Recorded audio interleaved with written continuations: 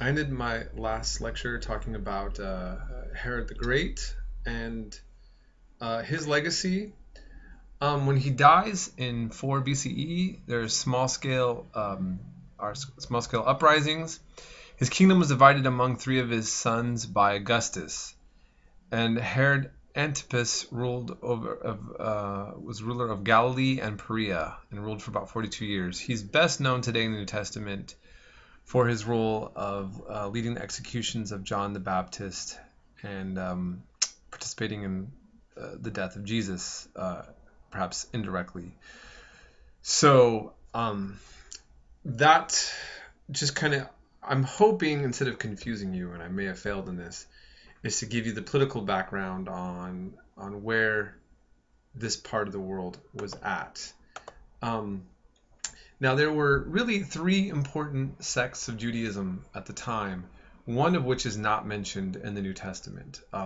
Jesus is always discussed to be debating with the Pharisees and the Sadducees. So the Pharisees, who he really condemns, especially in the book of, let's say, Matthew chapter 23, the spiritual fathers of modern Judaism, these are like modern Judaism, and the rabbis come from the Pharisees. Now, you can also see where there's going to be an element of tension between Christianity and Judaism today, because it's the Pharisees who are going to be the one sect that survives.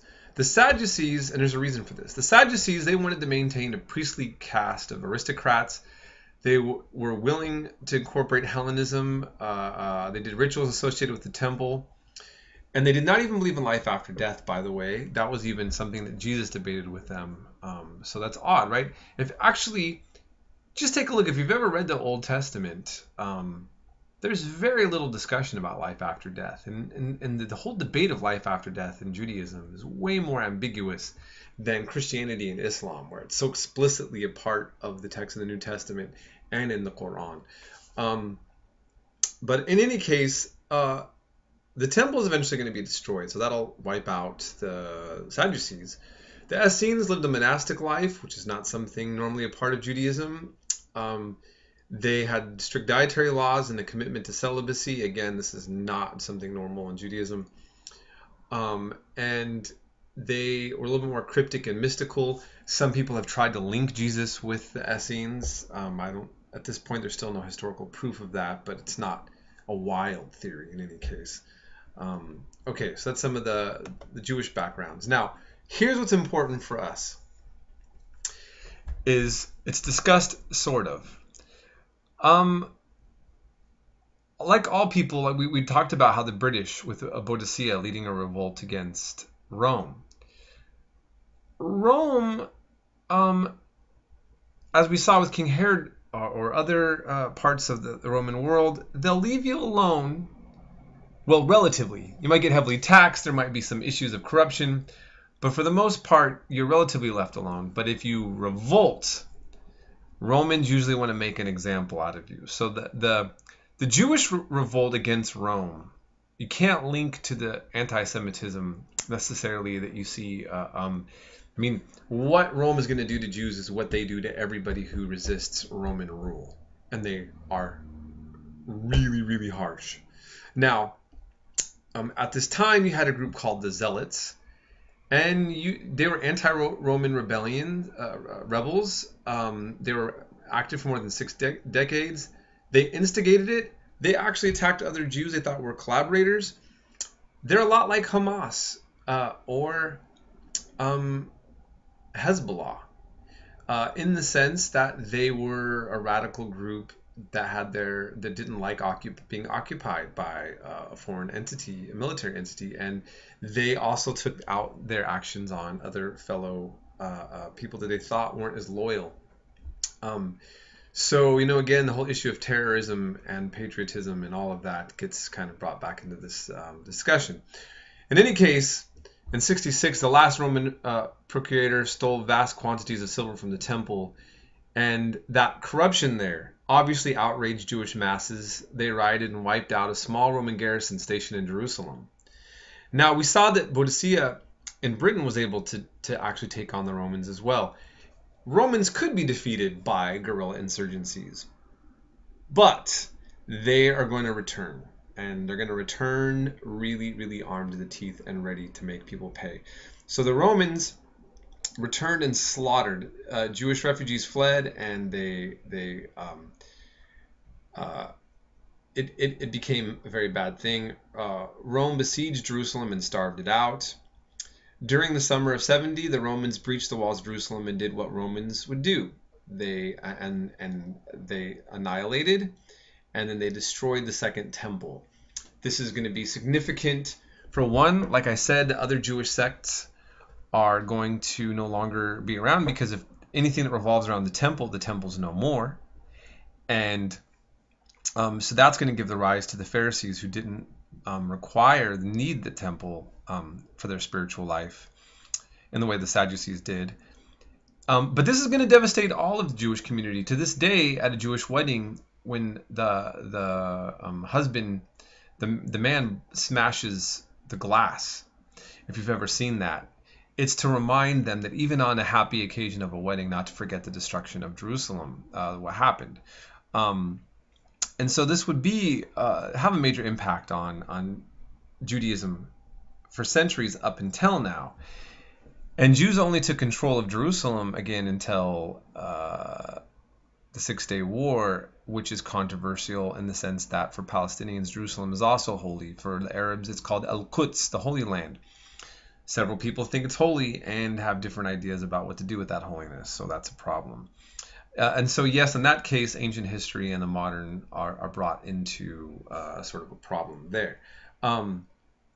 Now, there is a myth, it's even in the text, that at this point, Jews are expelled from the Holy Land, and that's where the diaspora comes from.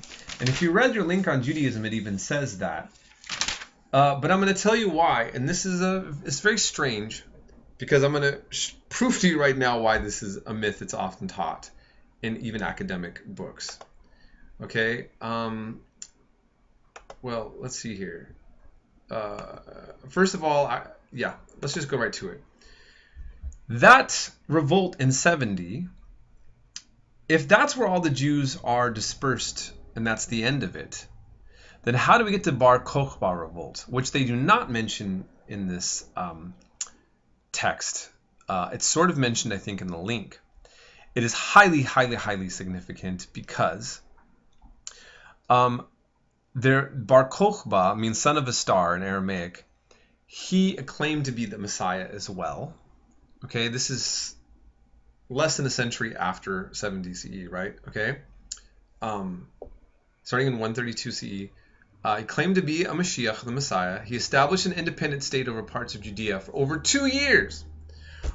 Now, Romans are going to really make the Jews pay for it at this point. By the way, even Rabbi Akiva, a famous rabbi, believed he was the Messiah. Now, if the Jews were all expelled in 70 CE, how is it that they had a would-be military Messiah lead a revolt that lasted for over 2 years if they weren't there? They're there. So the Romans in 70 destroyed the temple. They did damage, but you still have a viable Jewish community that can actually even still resist the empire somewhat. But this time, Rome doesn't do this twice usually. They're going to come back twice. Hadrian sends in the troops this time, and he really does a number, and he really slaughters. Okay? I mean, keep in mind, on this picture I have, there was even coins put with the Paleo-Hebraic, the Phoenician-style alphabet that was being minted. I mean, he was confident that he was going to keep this land independent, but no way. And so when Emperor Hadrian comes in, sends in the troops, he's going to do what they would do in other provinces when they're really going to get serious. He renamed the area closer to what the Greeks called it, Syria Palestina. Okay, an older Greek designation. And this is where we get the return to the name Palestine. That region was then named after by the Greeks, and he's going to call it that. He's going to really reshape things. And so this is a Roman province between 135 and 390 CE, okay, for this time after that. But again, for the Jews, they're still not going to be completely wiped out of the area. The Council of Yavne tells a story that basically there was a town that is going to be where the Jews can set up their oral teachings into writing. And so around the 3rd century, the Mishna gets codified. Okay, now the Mishna is the stories of the rabbis, and I don't want to have to go into the work. We're not going to talk about this too much. We're running out of time, and I need to cover Christianity.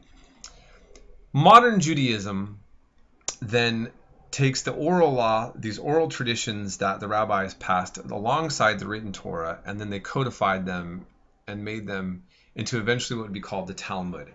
So for Judaism, law, so for example, in the Old Testament, it says, don't boil a baby goat in its mother's milk. That's all it says. The rabbis believed that God meant for that to mean, that implied that don't put milk and cheese together. Cheese and meat together, or milk groups and meat together. You have a lot of things in Judaism. Much of Jewish religion now comes out of the Talmud more explicitly than it does out of the Old Testament. And keep in mind, the Old Testament is based on the temple worship, which no longer exists. And so again, we're seeing this take place.